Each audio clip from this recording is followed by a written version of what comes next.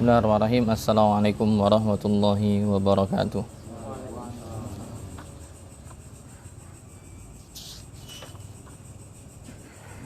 Alhamdulillahi ala ihsanihi wa syukru lahu ala taufiqihi wa amtinanihi wa asyhadu an la ilaha illallah wahdahu la syarika lah ta'ziman li sya'nihi wa asyhadu anna Muhammadan abduhu wa rasuluhu da'i ila ridwanih. Allahumma salli wa sallim ala abdika Muhammadin wa ala alihi wa sahbihi wa ikhwanih. Allahumma allimna ma yanfa'una wanfa'na bima 'allamtana wa zidna ilman ya rabbal alamin.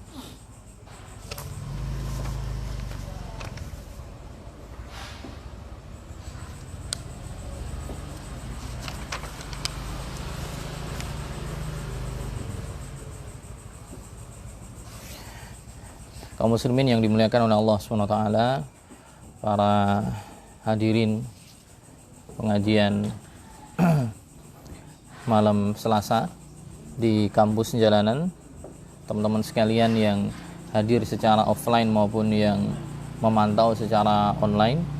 Pertama-tama tentunya sebelum kita mulai kajian pada kesempatan kali ini, saya pribadi mengucapkan dan juga perwakilan dari kampus jalanan mengucapkan selamat Hari Raya Idul Fitri 1442 Hijriah.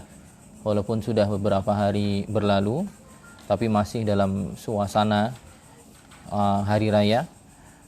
Kami juga mengucapkan taqabbalallahu minna wa minkum shalihal a'mal.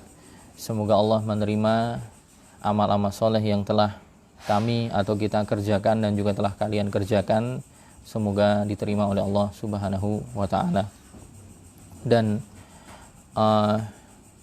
juga pengumuman yang kedua adalah pada kesempatan kali ini, alhamdulillah ini sesi pertama kajian melanjutkan pembahasan tentang dhawabit al-tafsirul khalaf bi dhawabitul usul allati man khalafaha kharaja an manhaji salaf.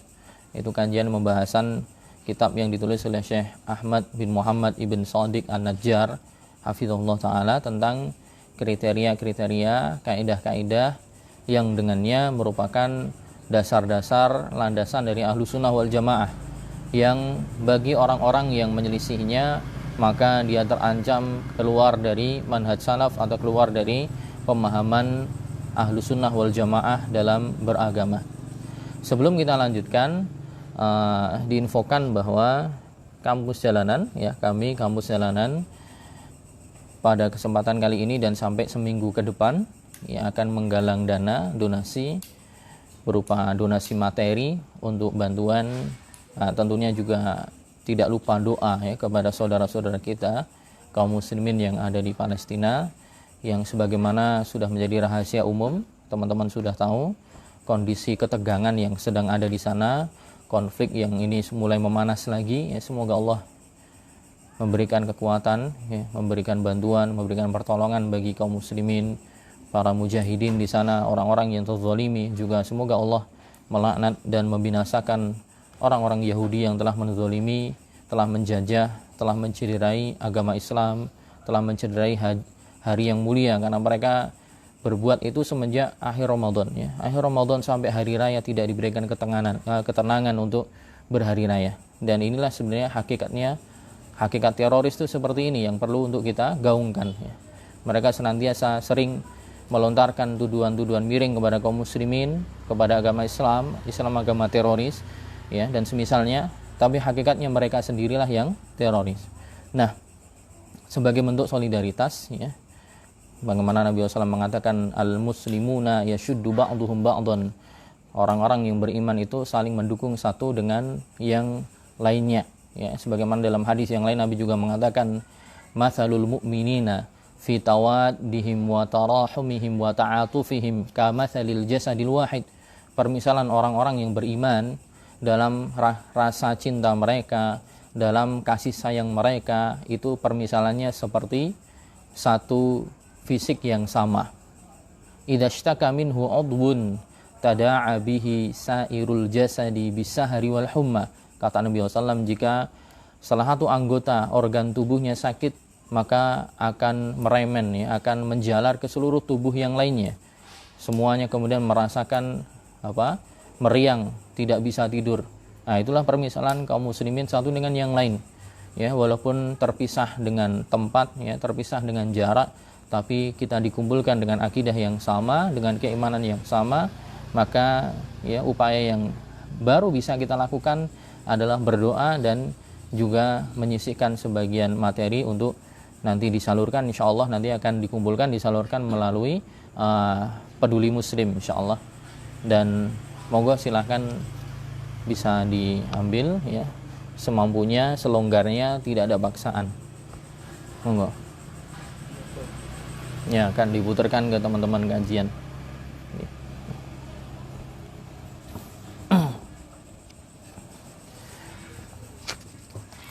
Baik, kita lanjutkan pembacaannya. Kitab Tafsirul Khalaf Bidhabitil Usulil Lati Man Khalafaha Kharaja an Manhajis Salaf, memberitahukan orang-orang belakangan dengan ketentuan-ketentuan pokok-pokok akidah ahlu sunnah wal jamaah, yang jika sampai orang keluar dari pokok-pokok akidah itu, maka dia telah keluar dari manhaj salaf, atau keluar dari tata cara beragamanya para salafus saleh. Kitab yang ditulis oleh Dr. Ahmad Ibn Muhammad Ibn Shadiq An-Najjar hafizullah ta'ala, salah seorang ulama lulusan Universitas Islam Madinah, ya, domisili di Libya, di Tripoli, ya. Dan buku ini diberikan kata pengantar oleh dua ulama senior di kota Madinah.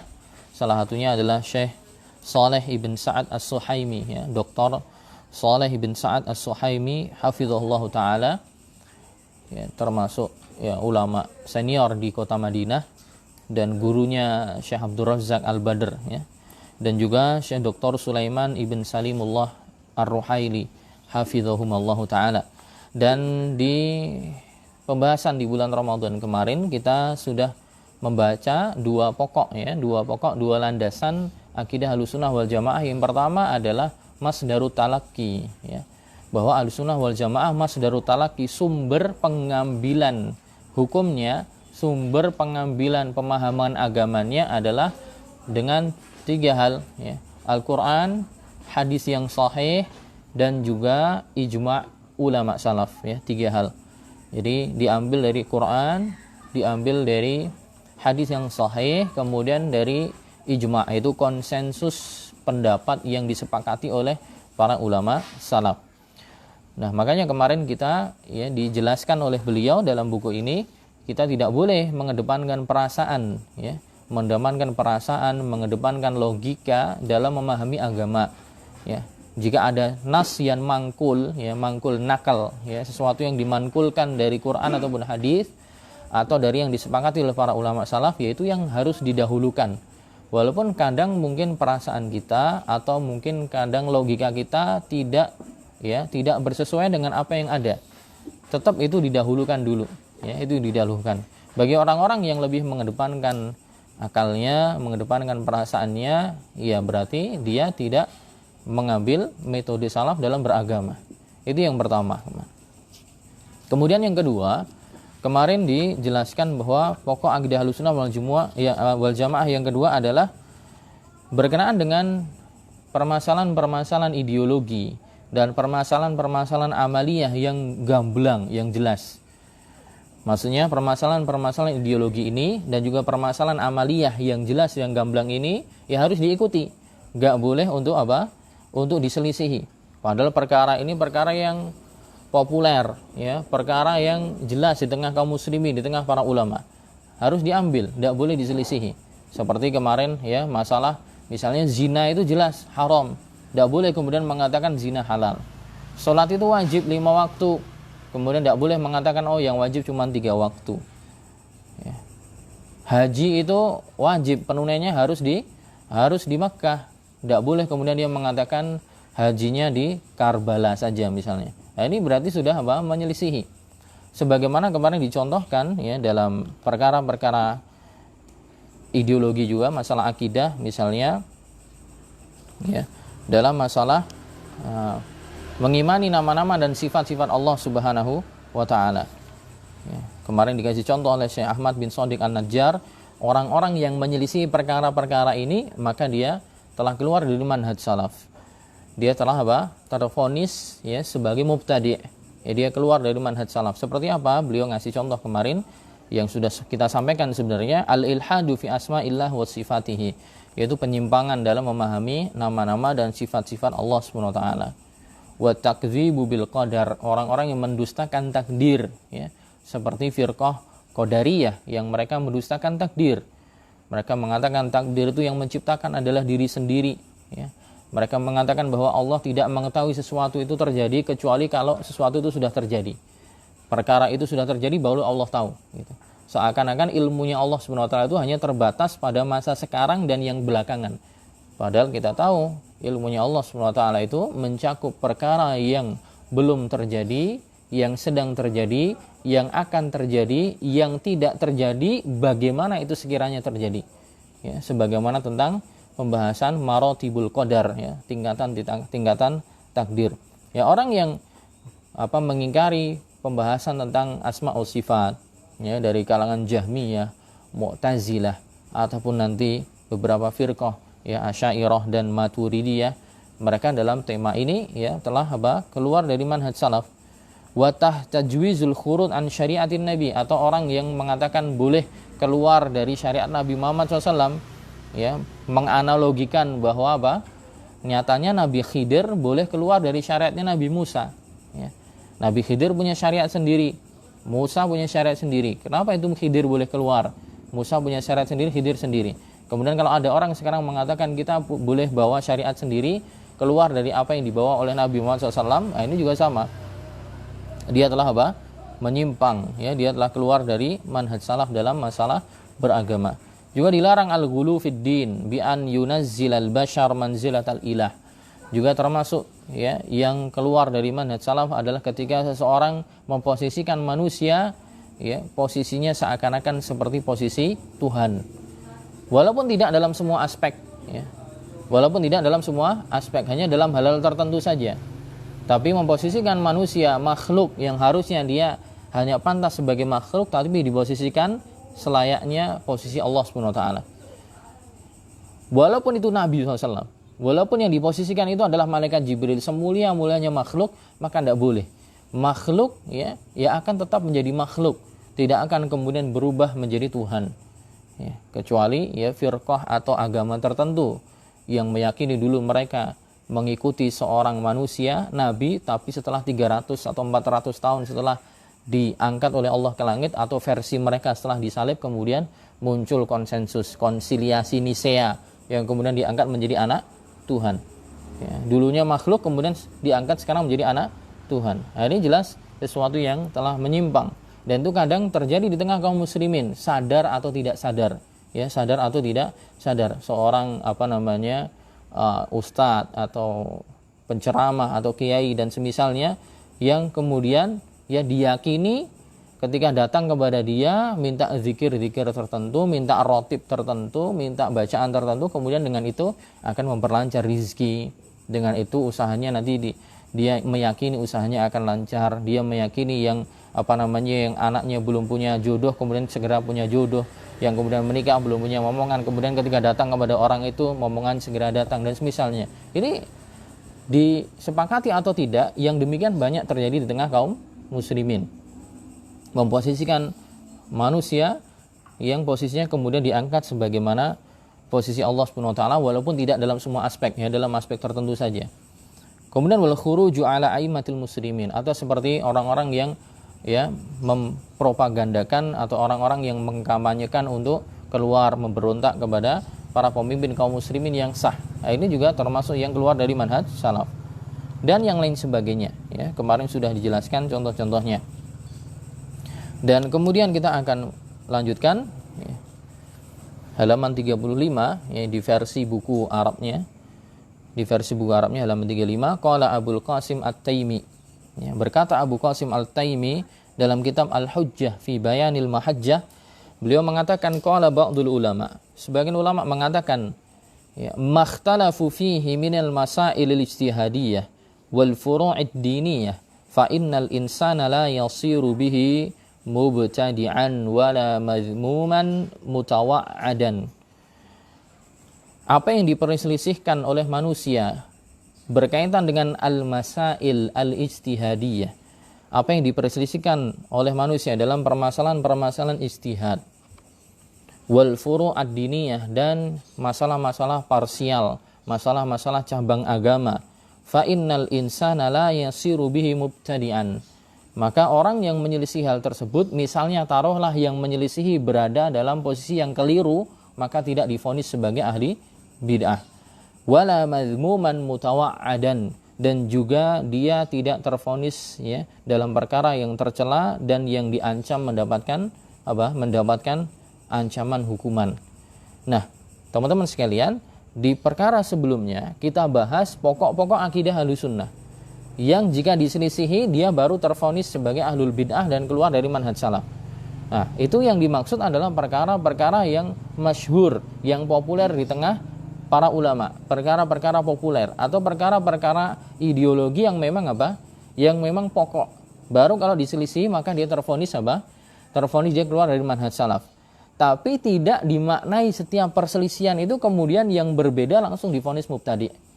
Nah, di sini dijelaskan oleh Syekh Ahmad An-Najjar, beliau mengutip dari perkataan Abu Qasim At-Taimi dalam kitab Al-Hujjah fi Bayanil Mahajjah, bahwa perselisihan yang berkaitan dengan al-masail al-ijtihadiyah, permasalahan-permasalahan ijtihad, dan juga masalah-masalah parsial dalam agama, ya, cabang-cabang agama, maka seseorang yang menyelisih dalam perkara ini la yasiru bihi mubtadi'an, tidak kemudian tervonis sebagai ahli bid'ah.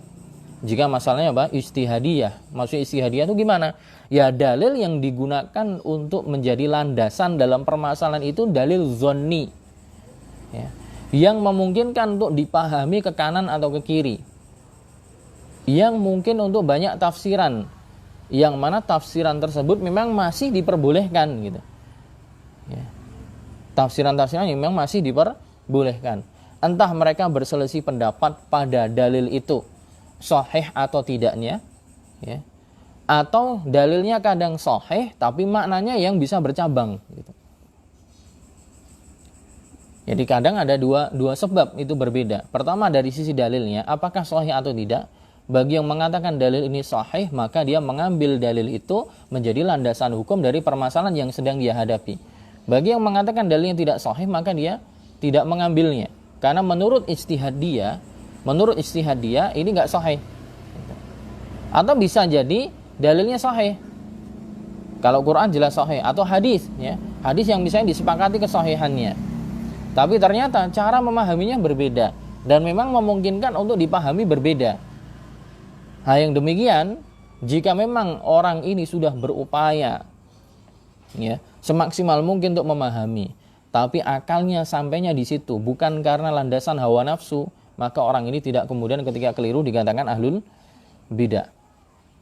Nah, jadi di sini dalam masalah ini perkaranya pelik, ya, bukan kemudian perkara yang mudah langsung berbeda, langsung kita gebuk rata gitu.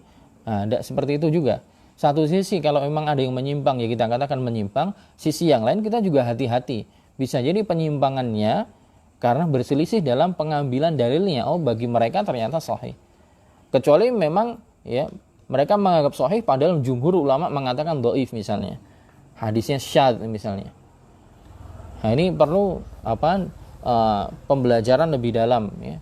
Perlu pembelajaran lebih dalam, dan kita tidak boleh juga bermudah-mudahan untuk langsung menyalahkan. Maka dijelaskan oleh al-Imam Asy-Syatibi, wa qad qarrara Asy-Syatibi dzalika aidan 'inda bayanihi ad-dhabit fil iftiraq al-madhmum. Dan al-Imam Asy-Syatibi telah menjelaskan ketika beliau menjelaskan ad-dhabit, yaitu ketentuan fil iftiraq al-madhmum. Beliau menjelaskan tentang ketentuan perpecahan yang tercela itu yang seperti apa sih? Yang disebutkan dalam hadis sataftariku ummati ala salasah wa sab'ina firqah. Umatku akan terpecah menjadi 73 golongan, kata Nabi SAW. Ini kan perpecahan yang tercela. Ya, perpecahan yang tercela yang disebutkan dalam hadis tadi. Nah, ketentuan perpecahan yang tercela ini yang seperti apa maksudnya? Apakah perpecahan yang mutlak perpecahan ataukah perpecahan dengan sifat tertentu? Ini kan yang perlu dibahas. Yahudi akan terpecah menjadi sekian golongan. Nasara akan terpecah menjadi sekian golongan. Umatnya Nabi SAW wa sataftariqu ummati ala 73 firqah kulluhum finnar illa wahidah. Semuanya akan terpecah, umatku terpecah dari 73 golongan, semuanya diancam masuk neraka kecuali satu golongan saja. Ya. Nabi SAW mengatakan ma'ana alaihi wa ashabi, yaitu satu golongan yang selamat adalah orang yang berada di atas perkara yang aku dan sahabatku sekarang berada di atasnya. Nah, poinnya adalah bahwa perpecahan ini tercela gitu, terancam di neraka. Tapi perpecahan yang seperti apa yang dikatakan tercela dalam hadis? Cara memaknainya gimana? Imam Syatibi menjelaskan, wa huwa makana natijan 'anil ikhtilafi aslin kulli au qa'idatin min qawaidis syariah. Itu perpecahan yang tercela ini adalah perpecahan yang muncul yang dihasilkan dari perbedaan dalam asal. Itu perbedaan dalam apa? Dasar pokok akidah atau pokok agama. Au qaidatin min qawaidis syariah, atau kaidah-kaidah inti dalam syariat. Jadi perpecahannya itu gara-gara dia menyelisihi tentang apa? Dasar agama yang inti, pokok agama yang inti, atau kaidah-kaidah syar'i yang inti. Jadi yang menyelisih pokok. Kalau yang menyelisih pokok, inilah yang masuk perpecahan yang tercela. La fi juz'iyyin minal juz'iyat. Kata beliau, bukan dalam perkara yang parsial dalam agama.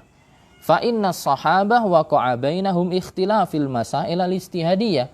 Karena para sahabat sendiri, mereka juga berbeda pendapat, terpecah juga dalam pendapatnya dalam perkara-perkara yang ijtihadiyah. Nyatanya tidak tercela gitu.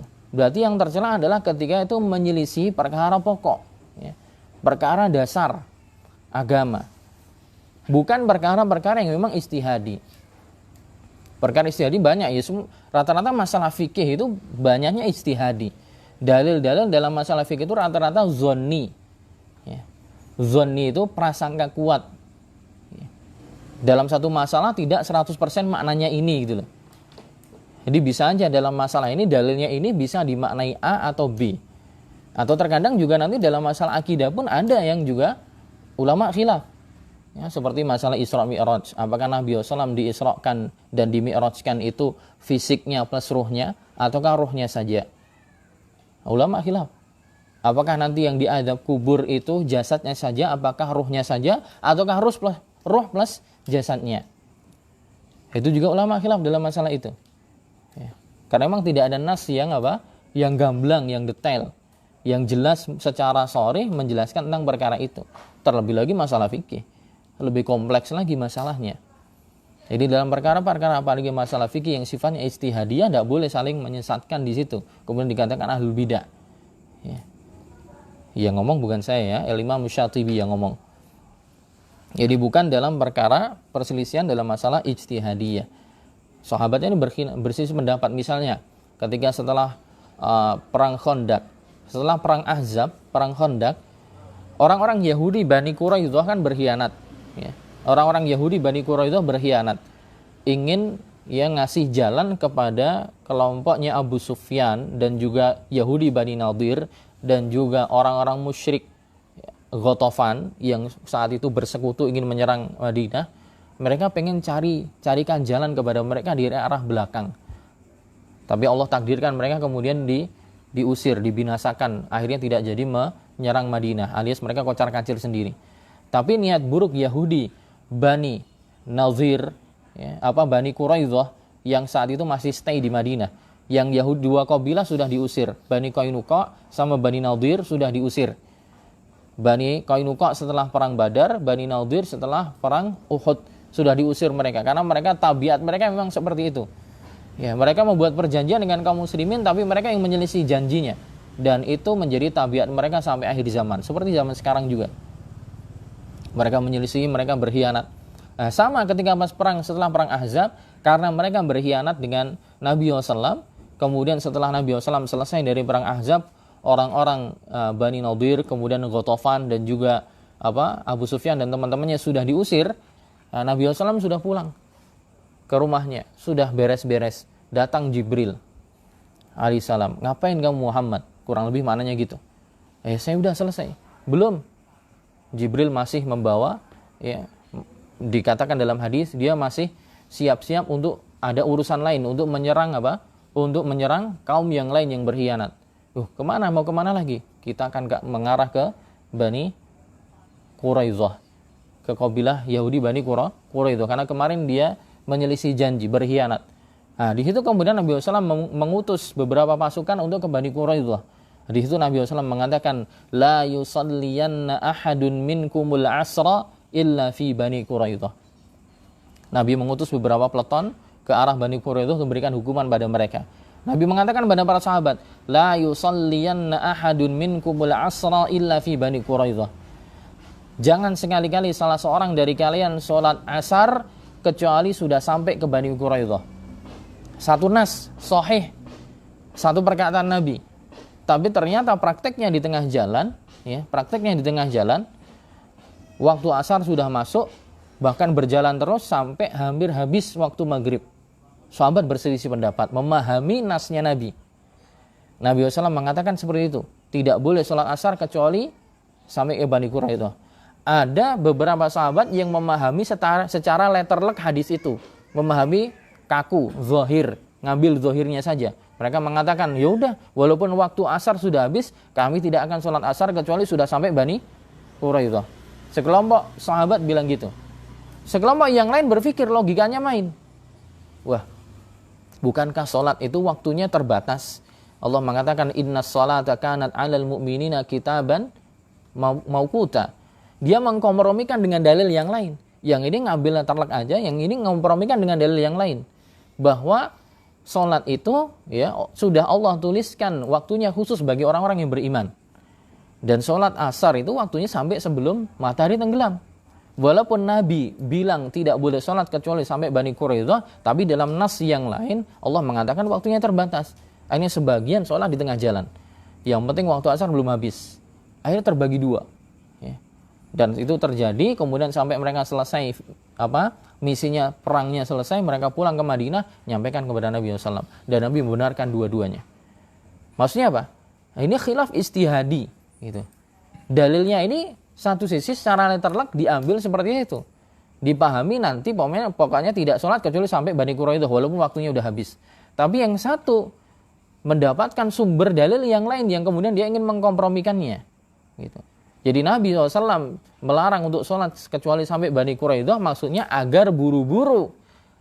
Jalannya agar buru-buru sehingga nanti sampai di Bani Quraidah waktu asar masih ada. Sehingga mereka sholat asarnya di sana. Nah, ini nanti dalam masalah yang lain juga banyak. Dan itulah hakikat permasalahan fikih. Dan dalam masalah itu tidak boleh saling membid'ahkan. Kata Imam Syatibi demikian.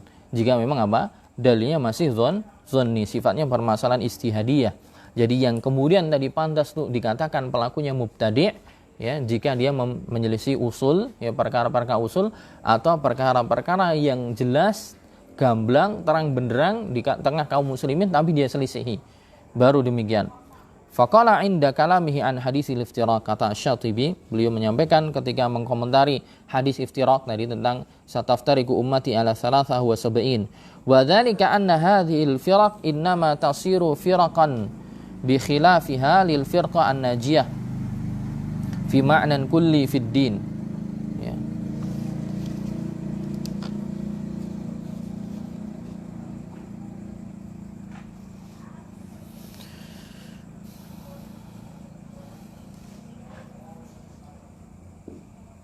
Hal itu karena firqah-firqah ini, ya, menjadi aliran-aliran sesat dalam agama. Firqah-firqah maksudnya yang 73 golongan tadi, yang Imam Syatibi mengomentari, kenapa kok yang 73 golongan semuanya di neraka kecuali satu? Kenapa diancam seperti itu? Yang 72 kenapa diancam di neraka? Ya, karena apa? Anna hadhil firaq, karena firqah-firqah ini yang 72 tadi innama tasiru firaqan, yang menjadi aliran-aliran yang menyimpang atau sesat, bi khilafiha lil firqah an-najiyah, karena dia menyelisih firqah yang selamat, ya, fi ma'nan kulli fid din, ya. Mereka menyelisih terhadap firqah najiyah, yaitu ahlu sunnah wal jamaah, dalam hal-hal yang kulli, fi ma'nan kulli, yaitu hal-hal perkara-perkara yang pokok, ya. wa qaidah min qawaidis syariah, dan menyelisih tentang kaidah pokok dalam kaidah-kaidah yang ada dalam syariat. La fi juz'iyyin minal juz'iyat, bukan dalam perkara perselisihan di dalam masalah parsial. Idil juz'u wal far'u asyad la yansha'u anhu mukhalafatun yaqa'u bisababi hatta farruq syi'an. Karena dalam perkara juz'i, yaitu yang parsial, yang cabang, ya, atau perkara khilaf yang sedemikian atau asing, tidaklah membuat, ya, perpecahannya menjadi sekte-sekte. Jadi misalnya kok sekarang teman-teman mungkin, wah, kenapa kok ada mazhab Syafi'i, ada Hambali, ya, ada Maliki, kemudian ada Hanafi, atau mungkin yang mengikuti Ahlu Zahir, ikut madhabnya Ahlu Zahir, Ibnu Hazm al-Andalusi, atau dulu mungkin ada madhabnya Laits bin Sa'ad, ya. Tapi madhabnya Laits bin Sa'ad tidak kekal, ya, karena murid-muridnya dulu tidak menuliskan pendapat-pendapat imamnya. Padahal dikatakan, ya, Laits bin Sa'ad itu bisa dikatakan tingkatannya lebih tinggi dari Imam Malik, ya. Atau ada yang selevel dengan mereka, Al-Auza'i, kemudian Sufyan Ats-Tsauri. Itu ulama-ulama yang dulu levelnya selevel Syafi'i, selevel Imam Ahmad dan yang lainnya, Ishaq ibn Rahawai dan yang lainnya. Nah, perbedaan-perbedaan yang ikut Syafi'i, ya, ngikut Hanafi atau yang ikut Maliki, Hambali, ini perbedaan yang mereka terpecah dalam pendapat-pendapat fikih ini, mereka tidak dikatakan sekte. Mereka tidak dikatakan apa? Sekte, tidak dikatakan firqah. Yang cuma dikatakan aja ini madhabnya fulan yang mereka masih dalam lingkup Ahlus Sunnah wal Jamaah, yang itu ditolerir, gitu. Bukan perkara yang sebagaimana mengeluarkan apa? Pelakunya dari manhaj salaf. Nah, justru salah satu para ulama menjelaskan demikian, ya, walaupun kita memang tidak boleh ta'assub dalam artian fanatik buta, itu tidak boleh. Tapi mempelajari madhab dalam rangka memahami dalil Quran dan hadis, itulah yang dipraktekkan oleh para ulama dari turun-temurun dari Imam Syafi'i dan murid-muridnya sampai sekarang, gitu. Yang dikritik itu biasanya adalah apa? Fanatik. Ketika dia mengambil pendapat imam tertentu, sudah jelas salahnya, ya, ditujukan dalilnya, masih ngeyel, tidaklah ada kebenaran kecuali dalam mazhab saya, ini yang dikritik. Adapun mengambil mazhab tertentu dalam metode untuk beragama, kemudian nanti ketika dia sudah mencapai level ulama, dia bisa menimbang-nimbang mana pendapat yang kuat, mana yang pendapat yang lemah, kemudian dia mengambil, merojihkan pendapat yang kuat, ya, ini yang dipraktekkan oleh para ulama. Ya. Syekh bin Baz bisa sampai menjadi mujtahid, sampai dia menjadi ulama, jadi mufti, levelnya mujtahid. Bagaimana beliau belajar? Dulu pakai mazhab Hambali beliau belajarnya. Ya, begitu ya Syekh Shalih Fauzan, sekarang jadi anggota Hay'ah Kibarul Ulama, bahkan jadi anggota fatwa Lajnah Ad-Daimah. Gimana beliau bisa sampai posisi itu? Ya, beliau belajarnya lewat stepnya itu, tangga itu. Belajar akidahnya, akidah salaf, fikihnya juga belajar dengan metode fikih dengan mazhab Hambali. Walaupun kemudian sekarang beliau sudah levelnya seorang alim, nah, beliau bisa aja melihat dalam mazhab Hambali mana yang kuat, dia ambil, tetap dia ambil, yang lemah mungkin beliau tidak mengambilnya. Ya. Semua jalannya seperti itu, gitu. Syekh Utsaimin juga gitu. Makanya Syekh Utsaimin sampai punya syarah khusus, ya. Syarah khusus dalam matan fikih Hambali. Beliau punya Al-Mumti', ya. Syarah Zadul Mustaqni' dalam fikih Hambali. Beliau kenapa bisa sampai level seperti itu? Bukan tiba-tiba muncul jadi alim, itu tidak mungkin. Ada tangga-tangganya yang beliau naiki satu persatu, step by step. Ya, belajar versi dasar, versi menengah, versi muntaha, ya, versi tingkat akhir, sampai kemudian mencapai level ijtihad. Bahkan Syekh Albani pun dulu demikian. Bapaknya Syekh Albani itu mazhabnya Hanafi, ya. Mazhabnya Hanafi. Beliau dari Albania, di sana Albania, Turki, Eropa Timur dan juga Asia daerah barat, itu mereka rata-rata dulu memegang fikih Hanafi sebagai, ya, cara memahami agama mereka, ibadahnya dengan demikian, dengan fikih Hanafi. Kemudian setelah beliau pindah ke Syam, ke Damaskus, beliau juga belajar kepada Syekh Sa'id Al-Burhani, kalau tidak keliru, yang juga Hanafi. Walaupun kemudian akhirnya, ya, beliau melihat ada praktek di situ, praktek orang-orang kok kemudian fanatik dengan mazhab Hanafi berlebihan, akhirnya beliau kemudian tidak mengambilnya. Akhirnya beliau sendiri kemudian belajar lebih menekuni hadis. Ya, tapi beliau punya dasar-dasarnya.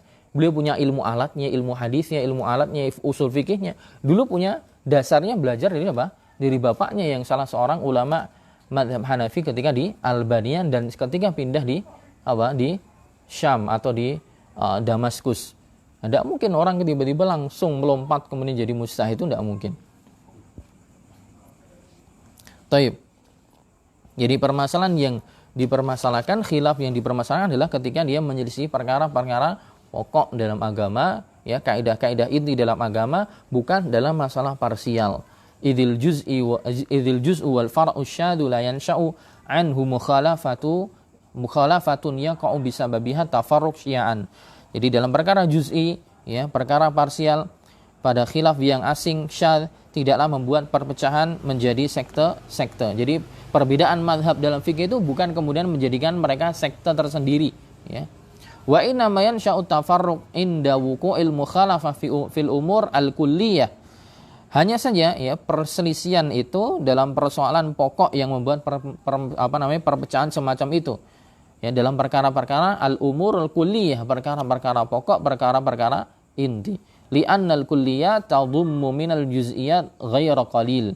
Karena ketika menyelisihnya perkara pokok, ya, perkara pokok ini juga punya cabang yang lain. Ketika pokoknya sudah berbeda, maka nanti cabang-cabangnya juga akan lebih banyak berbeda. Wa sya'nuha fil ghalib alla takhtas bi mahallin duna mahal wala bi babin duna babin. Taib. Kemudian beliau juga ngomong lagi di kesempatan yang lain, Al-Imam Syatibi mengatakan, ya, dalam kitab Al-I'tisam, wa qala rahimahullah aidan 'inda kalamihi ala haditsil iftiraq wa huwa yahtamilu an yakuna iftiraqan ala ma yu'tihi muqtadal lafz wa yahtamilu an yakuna ma'a ziyadati qaidin la yaqtadihi al-lafdhu bi itlaqihi walakin yahtamiluhu kama kana lafdhur raqabah bi mutlaqiha la yash'uru bi kauniha mu'minah aw ghayra mu'minah walakin al-lafdha yaqbaluhu. Ya. Kata al-iftiraq, ya, perpecahan yang tercela dalam hadis iftiraq tadi, sataftariku ummati ala thalathah wa sab'ina firqah, umatku akan terpecah menjadi 73 golongan. Memang kata iftiraq itu bisa dimaknai dua kemungkinan, yaitu dimaknai secara mutlak, ya, atau dimaknai iftiraq, perpecahan yang dengan makna tertentu. Jadi kesannya dalam hadis tadi, sataftariku ummati, umatku akan terpecah jadi 73 golongan, berarti perpecahan ini kan perpecahan tercela. Cuman masalahnya memahami kata perpecahan, kata iftiraq di sini, iftiraq dengan makna mutlak alias mencakup semua perpecahan, ataukah iftiraq perpecahan dengan makna tertentu. Dan lafaz iftiraq tadi memang memungkinkan ada dua kandungan makna. Itu maksudnya perpecahan yang tercela itu ya semua perpecahan. Ada juga yang memungkinkan yang dimaknai tercela adalah perpecahan dalam sifat tertentu atau dalam kondisi khusus. Gitu maksudnya yang beliau sampaikan. Sebagaimana, ya, kama kana lafdzur raqabah, sebagaimana kalimat raqabah, yaitu budak. Sebagaimana kalimat raqabah. Raqabah atau budak tadi bisa dimaknai budak dalam artian beriman atau tidak beriman dalam kafarah zihar. Tahu zihar nggih?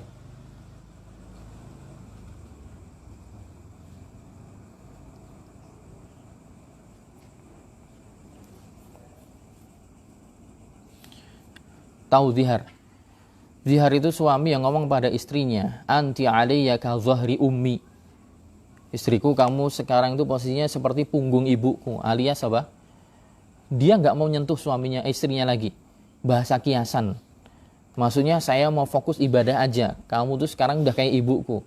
Nah, seorang anak laki-laki kan nggak boleh menggauli ibunya, kan haram. Jadi dia memposisikan istrinya itu kayak ibunya gitu. Dan itu kalau di masa jahiliyah dulu, kalau ada suami kok ngomong kepada istrinya gitu, biasanya suaminya itu memang sudah tidak butuhkan hubungan biologis dengan istrinya. Dia masih berhubungan suami istri, ikatan suami istrinya masih ada, tapi salah satu tanda bahwa si suami udah nggak butuh sama istrinya lagi, dia ngomong kepada istrinya, anti alayya ka dhahri ummi.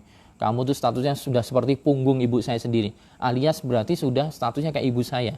Tidak boleh seorang anak menggauli ibunya. Nah, dulu masa jahiliyah gitu. Nah, itu dulu terjadi, setelahnya terjadi dalam masa Islam terjadi kepada salah seorang sahabat. Ya. Sahabat ini ingin fokus untuk ibadah. Ya. Seorang sahabat ini ingin fokus untuk ibadah, kemudian dia ngomong seperti itu pada istrinya. Anti alayya ka dhahri ummi. Dan si istri galau. Kenapa suami saya bilang seperti itu? Padahal ketika si suami ngomong kepada istri seperti itu di masa jahiliyah, itu maknanya adalah talak. Akhirnya dia datang kepada Nabi SAW mengadukan perkara itu. Kemudian Allah turunkan salah satu beberapa ayat dalam surat Al-Mujadilah. Ya, salah satu ayatnya Allah mengatakan walladzina yudhahiruna min nisaihim thumma ya'uduna lima qalu. Allah mengatakan dan mereka yang menzihar istrinya, itu sahabat ini yang menzihar istrinya, mengatakan anti alayka dhahri ummi, kemudian mereka menarik kembali statement yang telah mereka lakukan karena Nabi mengatakan tidak boleh demikian. Jadi dia tadi mengatakan demikian, zihar istrinya, kemudian statementnya ditarik ulang. Ya, Allah mengatakan walladzina yudhahiruna min nisaihim tsumma ya'uduna lima qalu. Kemudian dia menarik kembali statement yang sudah dia sampaikan kepada istrinya. Nah, kewajibannya apa? Kafarah fatahriru raqabatin min qabli an yatamassa. Maka wajib bagi suami untuk tahriru raqabah, untuk membebaskan budak sebelum mereka bersenggama lagi. Sebelum mereka berhubungan biologis, mereka si laki-laki harus bebasin budak dulu sebagai hukuman ini kafarah. Nah, cuman dalam ayat ini Allah menyebutkan raqabah saja dalam bentuk sighah yang mutlak. Tidak dijelaskan oleh Allah apakah raqabahnya budaknya ini harus muslim atau tidak. Gitu. Ketika Allah menyebutkan fatahriru raqabah berarti apa? Pembebasan budak sebagai syarat boleh bagi suami tadi untuk berhubungan badan dengan istrinya bisa terwujud dengan budak apa saja, ya kan?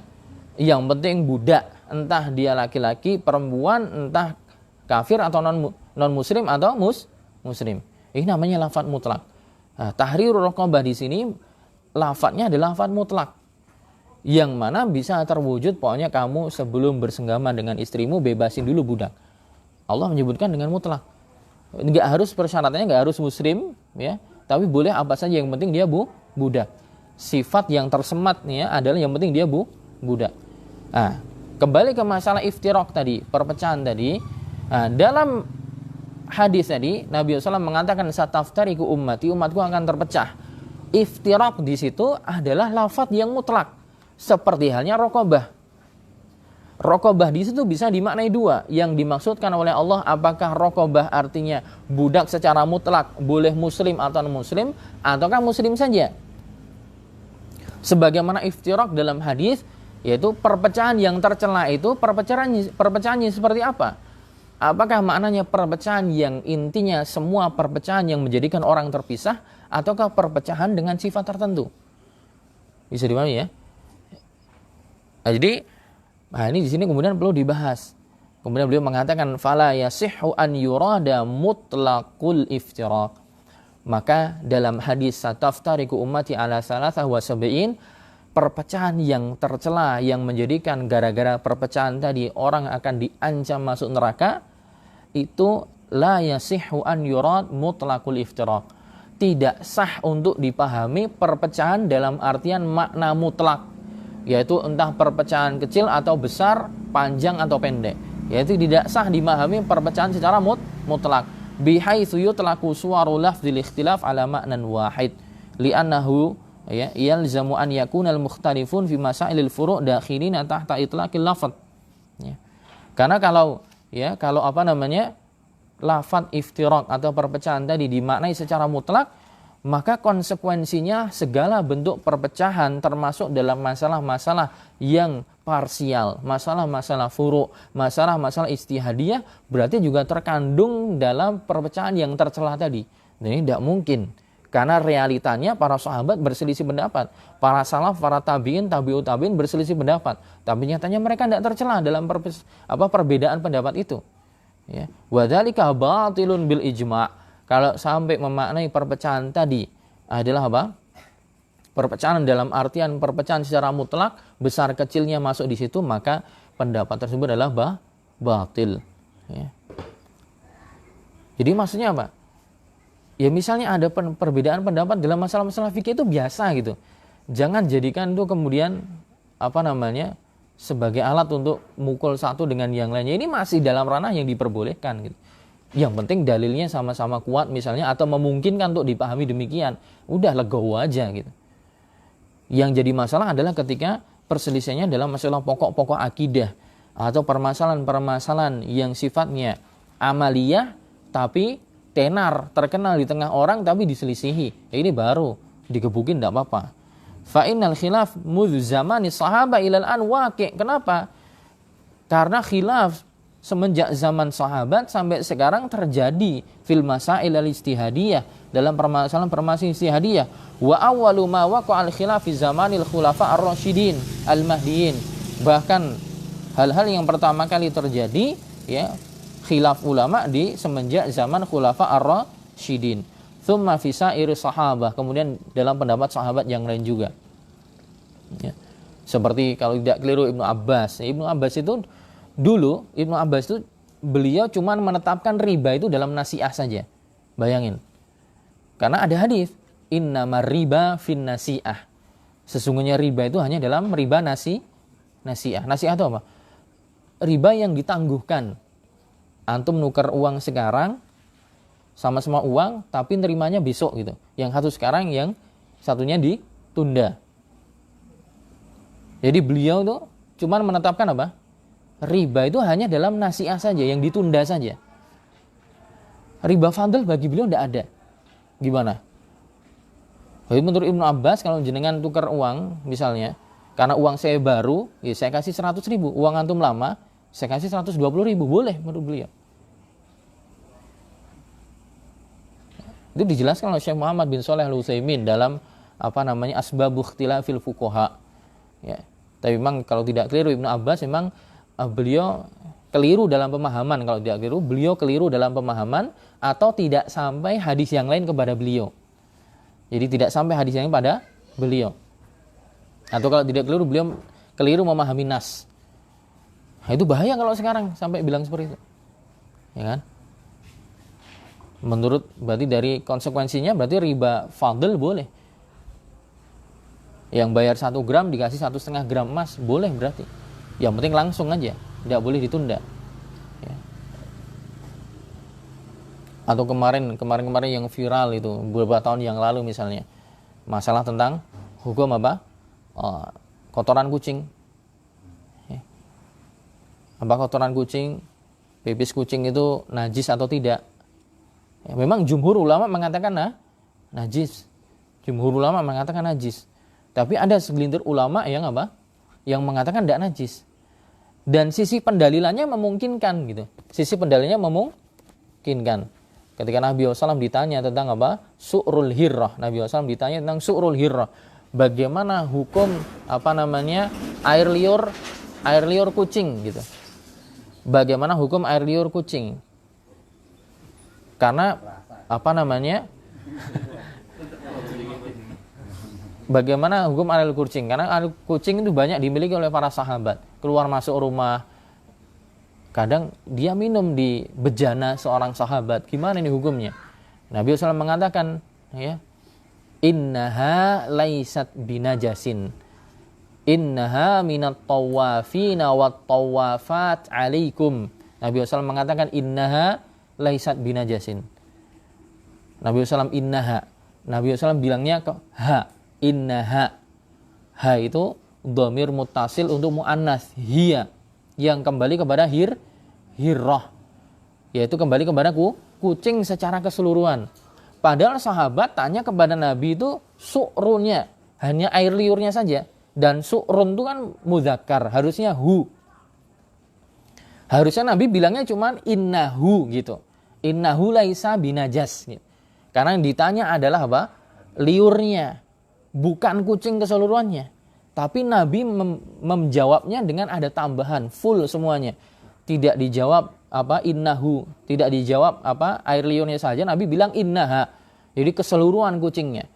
Nah dari sini karena Nabi bilang innaha. Ada ulama yang memahami berarti keseluruhan fisik kucing itu apa? laisat binajas, tidak najis. Berarti mau liurnya, mau keringetnya, mau pipisnya, mau kotorannya, itu apa? Ada yang memahami demikian, berarti full semuanya apa? Suci. Walaupun itu pendapat apa? Minoritas. Bagi ulama yang lain masih mengkompromikan dengan dalil yang lain, mengatakan tetap najis gitu. Walaupun air kencingnya, kotorannya tetap najis. Salah satu dalilnya apa? Dalil tentang itu Nabi SAW lewat kuburan. Ya, lewat kuburan. Nabi mengatakan 2 penghuni kuburan ini sedang diadab. Kenapa diadab? Salah satunya karena dulu ketika hidup sering namimah. Yang satunya apa? La yastabri'u minal baul. Yang satunya la yastabri'u minal baul. Karena tidak bersuci secara sempurna dari baul, dari air kencing. Nabi menyebutkan al-baul pakai alif lam. Alif lamnya ini namanya alif lam al-istighraqiyah. Yaitu alif lam yang memberikan makna keumuman. Berarti maksudnya seluruh apa? Seluruh air kencing berarti najis. Pertama, pemahaman pertama. Kedua, ya, ini air kencingnya manusia. Air kencingnya manusia saja, Nabi mengatakan gara-gara tidak bersuci dengan baik, najis, diazab di alam kubur. Manusia aja air kencingnya najis. Padahal Allah mengatakan walaqad karramna bani Adam, dan telah kami muliakan bani Adam. Mana Adam Allah muliakan. Dan jelas manusia lebih mulia dari hewan. Pertama, al-baul air kencingnya maknanya umum, berarti sebenarnya seluruh air kencing itu najis. Plus juga ini manusia yang Allah lebih muliakan dari hewan saja. Lebih Allah muliakan, tapi katakan najis, dikatakan najis. Apalagi makhluk yang statusnya di bawah manusia. Nah, ulama yang lain gitu mengkompromikan dengan yang lain. Tapi ada yang cuma ngambil nas tadi saja, sehingga kemudian memahami seluruh kucing itu suci. Tapi memang memungkinkan untuk dipahami demikian gitu loh. Karena Nabi memang mengatakan innaha laisat binajas. Memang memungkinkan dipahami demikian, tapi ada yang kemudian mengkompromikan dengan dalil yang lain. Walaupun kemudian terjadi perbedaan pendapat, ini masih apa? Dimaklumi gitu. Karena memang masih memungkinkan dipahami demikian.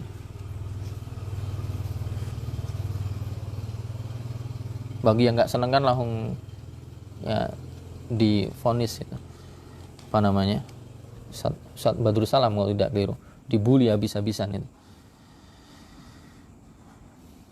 Ya kita menghargai aja, walaupun saya sendiri ya, saya pribadi lebih condong kepada pendapat yang najis gitu. Tapi ya itu hanya beliau gitu kan, karena memang masih memungkinkan dipahami demikian. Tapi bagi orang yang dari awal memang nggak senang, dijadikan apa? Sebab untuk membuli. Mana tadi?